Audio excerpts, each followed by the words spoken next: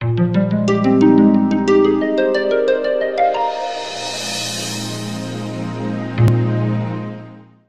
welcome Fiona Humberstone.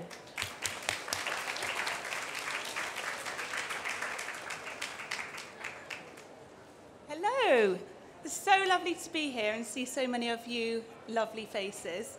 Now, over the next 20 minutes or so, what I would like to do is get you thinking about how you can create a brand that attracts the right kind of clients and makes it a lot easier to do business.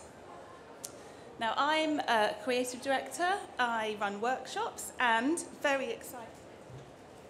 My new book is out tomorrow. So I've written a book about how to style your brand. And the idea really is that anyone that's running a business will find it much easier to attract the right kind of clients, to win the right kind of work, to get people to take you seriously, if your brand identity, so your logo, your colours, your website, sends out the right signals about you. And having worked in branding for about 15 years, what I've learned is that the more that you can understand how the process works, sorry, can you hear me? Is that better? Sorry. So what I've learned is that the more you understand how the branding process works, whether you are designing your own brand identity, whether you're going to work with a top agency, whether you've got £20 to spend or £20,000 to spend, if you understand how branding works, you can make the right decisions and you will create a brand identity that says the right things about your business, that attracts the right kind of clients and builds value in what you're doing. So we're all quite familiar with the idea of styling a room or styling an outfit. So it's the art of pulling together accessories, items, objects that build a picture and tell a story.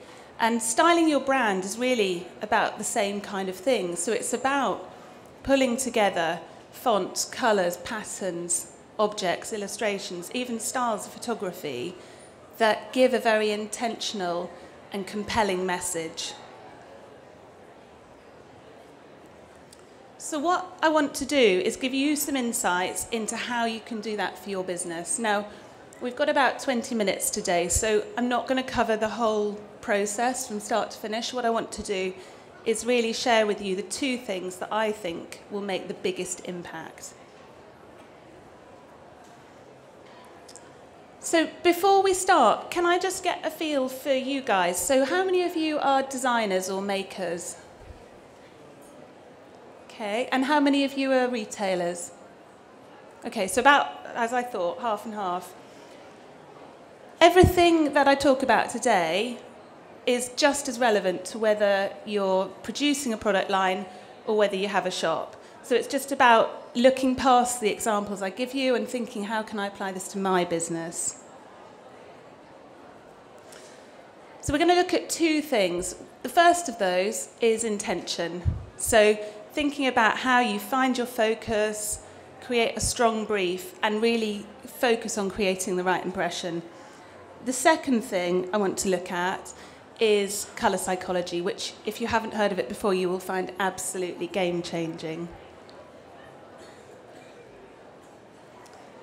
I think if you take away one thing from today, it should be that if you can focus on what you want to be known for, you can then make creative decisions that are based on what you want to be known for. So, for example, if you know that you want to be coming across as fun, creative, and quirky, then you can choose colours, fonts, patterns that reflect that. And I know that sounds really obvious, but any of you that have tried to create a brand identity before will probably have found that you start out very focused. You know exactly how you want to come across. You know exactly what it's going to look like. And somewhere down the line, as you're designing or as you're reviewing creative work, you tend to get a bit lost, and you tend to find that actually you don't want to be fun and creative because it looks a bit scary, and actually you think you'll tone it down. And what you often end up doing is appealing to absolutely nobody. You have quite a watered down version. So getting focused at the absolute outset, writing it down, creating a really clear brief that you can refer back to as you go through the process is really essential. There's a couple of resources on my blog which you can download for free. One is the planning workbook, and we'll come back to that in a minute. The other thing is there's a brief on there that's free, and it's an example of the brief that I use when I'm working with clients. And it's just a really good checkpoint to make sure that you stay on track and you stay focused. So effectively, when you're finding your focus, you want to focus on what is it that makes my business different? What do my clients value about what I do? And how do I want to come across? So if you download this planning workbook, that's got, I think it's got 11 or 12 questions in it that will focus you on the things you need to know. But effectively, you're answering those 3 questions, and most importantly, thinking about how do I want to come across. So maybe just take a minute to think about 3 words that sum up how you want your business to come across.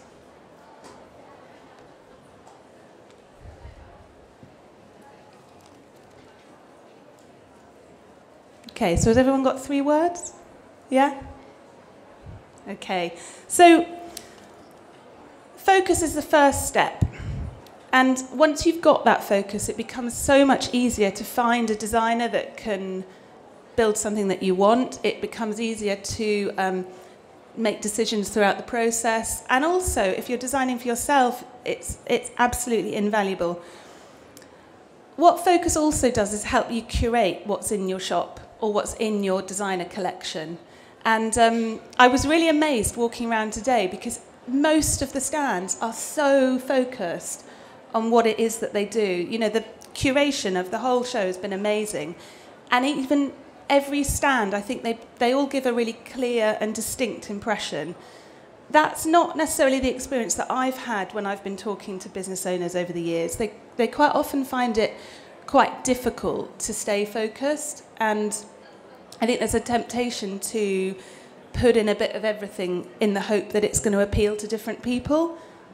And the more you can be focused, the more compelling your business will be to your most profitable clients. And I just want to show you 2 very different examples of businesses that I think do this really well. So the first one is The Future Kept. And those of you that are on Instagram will have come across Jessica Hearn from Lobster and Swan. This is their business, The Future Kept. And what I love about this is it's a really simple brand identity. So if you think back to the lovely bells and whistles on that brand that I showed you at the start, this is much more grounded, it's much more understated, but it's no less compelling for it. The Future Kept have used their understanding of what it is that they want to be known for and who their clients are to really curate their product selection. And I think they've got a really good understanding of where they sit in the market and what they're all about. And this comes right through to their About page. So even look at the composition of their photos, the way that they've edited their photos. They're really soft, really understated, very grounded, for want of a better word. This is their brand identity. Really, really simple, but really effective. Just 2 colours. And then something equally compelling, but very different, is Stephanie Creekmore, who I love. She's a designer based in America. And her stuff will be just as compelling to the right person. I love how fun, confident, joyous it feels.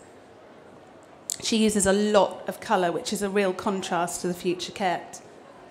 And her About page has a totally different feel. But can you see how compelling they both are to the right audience? And that, for me, is something that I hope you'll take away from today, which is that to stand out and get noticed and be compelling to the right retailer or the right customer, you need to be really focused on what it is that you're all about. So right from your values and your philosophy through to the way you buy or the way you curate your collection, and then that comes through to the colours and fonts and everything else that you use. So first thing, is to get focused. Now, if there's one thing that I could tell you about that I hope would change how you see branding, it's colour psychology. Because once you've got your focus and once you understand what you want to be known for, how on earth do you translate that into fonts, colours, patterns, photography styles? If you're an experienced designer, you just know, it's just intuitive. But actually, for the rest of us, it's a really powerful tool to help you make the right kind of decisions. And what I love about colour psychology is it brings a really welcome level of objectivity to a very subjective, creative process. So going back to those 3 words that I got you to write down earlier, if you know that you want to be grounded, minimalist, and super cool, then you would pick a colour psychology personality that reflected that, and that would then influence the kind of fonts, colours, patterns, and photographic styles that you used. So what I'll do is give you a very, very brief introduction into the colour psychology seasons, and also show you how that might come through in the fonts that you choose. So there are 4 main seasons, and they reflect what's going on in the natural world. So spring, summer, autumn, and winter. And the spring personality is just as you would expect it to be at this time of year, full of life, energy, light, that lovely sparkling light that you get, especially when it's just been raining. Colours are soft, warm, light, delicate. Shapes are circles. Spring personalities tend to be quite bubbly, quite warm, quite people-focused, very creative business. It's very forward-thinking as well, spring. So this is an example of a spring brand. I love this. I think it's really fun, it's really soft. You notice that there's no black in this. So in spring, because the colours are delicate, soft, and warm, you'd go as dark as a charcoal grey, but you wouldn't go to black. It's quite sweet, it's quite naive, it's quite fun, it's warm. It's perfect for this family and wedding photographer. Summer is a more romantic, elegant, formal kind of season. It's very flowing, things tend to slow down, the colours bleach out. Quality is really important to the summer personality. Flowing lines, formalish type fonts. So this brand for Flower Owner, it's very romantic, very elegant, muted colours. So the Farrow and Ball colour palette is quite a good example of summer. Autumn, as you'd expect, has warm, energetic, robust colours. It's those of you that have ethical or organic or businesses related to the outdoors will find that autumn sits really well. Things are really robust, they're very energetic. Autumn is a great campaigner. They have a strong root to the past, but they also like to challenge the norms and do things a bit differently. So colours are warm, intense, muted. Things have substance to them, so you'll tend to find squares with rounded off corners. This is a slightly winterish autumn brand here. And then winter's a season of extremes, so you'll have the really opulent, glamorous, over-the-top, lavish winter, but you've also got the very grounded, understated, minimalist tones as well. It's the only season that uses black, so every colour, and I haven't got time to go into it now, but every colour has positives and negatives attached to it, and when you use the right tones from the right season, you'll send out the right kind of message. So unless your business is winter, then you wouldn't use black. So you'd use maybe a grey or a bottle green or a brown or a purple, but not a black. This is a good example of blacks. It's very distinctive. Colours are cool. They're intense, really intense. You have icy tones as well in winter. Shapes tend to be geometric. This has a bit of a spring influence in it with the circles and the brightness of it. So can you guess what season the Future Kept and Stephanie Creakier might be from that 2-minute overview? What do you reckon? What do you think the future kept was? Pardon? Winter, yeah. Yeah, so they're the very understated, very, very compelling, dramatic winter. What about Stephanie? Spring, yeah. I think spring, maybe a bit wintry spring, but definitely rooted in spring because it's all about the joy and the fun and jolly. Yeah, very jolly. Right, so last thing I wanted to do was just show you from start to finish how this all works through. If you're interested in colour psychology, there's loads and loads of stuff on my blog, which is thebrand-stylist.com. Loads of free introductions and worksheets that you can download. Right, so Roger Lewis, last thing I wanted to show you. This is a client of mine that I'm working with at the moment, and I wanted to show you how the focus feeds through to the creative work. So Roger Lewis are a family-owned business based in Wiltshire, and they design iconic sofas for people like Heels, Conran, John Lewis, as well as smaller designer makers and smaller retailers. And we started working together in January. They're a really ambitious company, just been taken over by the second generation of Lewis's, and they've got quite big plans. So the plan was, have a look at the branding, look at whether it's sending out the right signals and see what we could do to make it easier for them to win more business and grow. And what I think is interesting about this website is that there's nothing offensive about it. It's perfectly nice. It looks really smart. It's certainly not embarrassing. But is it sending out the right signals? Does it look like a business that designs iconic sofas?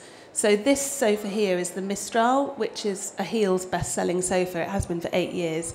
And Roger Lewis tend to produce quite contemporary designs, but the idea is that actually they can design for anybody. It's about understanding your brand and what message you want to send out. So we went through a similar process to the one I've talked to you about today, and we worked with an amazing woman called the Brand Whisperer who helped us develop this strapline, iconic private label sofas. We also identified their positioning. So we'd originally looked at, do they go into retail? Do they stay private label? And what we decided was actually one of their strengths is being private label. So it's all about collaborating with quality brands. So from that, I then pulled out some words. So I wanted the brand to feel modern, dynamic, fresh, innovative, quality, responsive, design-led, approachable, fun, quality again, stylish and aspirational. So those are words that had come from Roger Lewis themselves, and I'd pulled together into a brief. And can you see now, this is quite summer. It's quite soft, it's quite elegant, it feels very quality. It doesn't feel iconic or dynamic or innovative or responsive or fresh. So you start to get a feeling for what season they might be. Any ideas? Not autumn, no. They could have been autumn. I wrestled with whether they should be autumn. In the end, we decided on winter with a bit of spring because they're iconic pieces. They're very design-led. So from there, I pulled together some mood boards which reflected the kind of feel that I wanted the brand to have. So this isn't my work. This is, things that I think reflect how I want Roger Lewis to look. So that then helped us find the right designer, and that's key in your branding process. Using these mood boards to look at, does my mood board reflect how this designer's portfolio looks? And I must speak to so many business owners that say, oh, we've gotten a bit of a fix, we've had this logo done and it's probably our fault, but we don't really like it. And I always say, well, did you see anything in the designer's portfolio that you liked? Not really. And it's just a common thing. I think you tend to pick a designer because you like them and you like their personality, which is important, but the most important thing is that you see in their portfolio something that reflects how you'd like your brand to look, and mood boards are essential in that. So we worked with an amazing company called Brazen in the States who came up with this branding, which I think just has the right feel for Roger Lewis. It needed to be something that was long-lasting. This is a brand that's going to last for the next 10, 15 years, so we didn't want anything whimsical or flighty. But I think it looks amazing with their sofas. So little pops of colour that, again, stop it feeling too serious and give it some serious creative energy as well. And this is a mock-up of the website. So hopefully that gives you a bit of an overview of how to style your brand. I think the first thing you need to do is define your intention. So think about, what do I want to be known for? What makes me unique? What do my clients value about what I do? And how do we want to come across? That's the most important thing. And once you've decided that, you need to stick to it. Unless you design it and then you see that it's just wrong and you got it wrong, which can happen, you really need to stick with that intention that you set out to at the beginning, because that's what is going to make you stand out from the rest of the crowd. Embrace the the power of colour psychology. It's the most game-changing thing I've ever learned about. And as I say, it just makes everything so much easier. Every decision you make, from what do we buy here, to what colours should we use on our website, to even what gift should I buy for a friend, will be easier with colour psychology. So if you don't know much about it yet, go look up some more about that. And then the most important thing is make decisions that reflect how you want your business to come across. So as I say, my book is out tomorrow. I've got a couple of copies here, so if you want to pick up a book, I do have some, they're £20. You can find out lots more at thebrand-stylist.com or fionahumberstone.com, and my Instagram handle is thebrand_stylist. Thank you so much.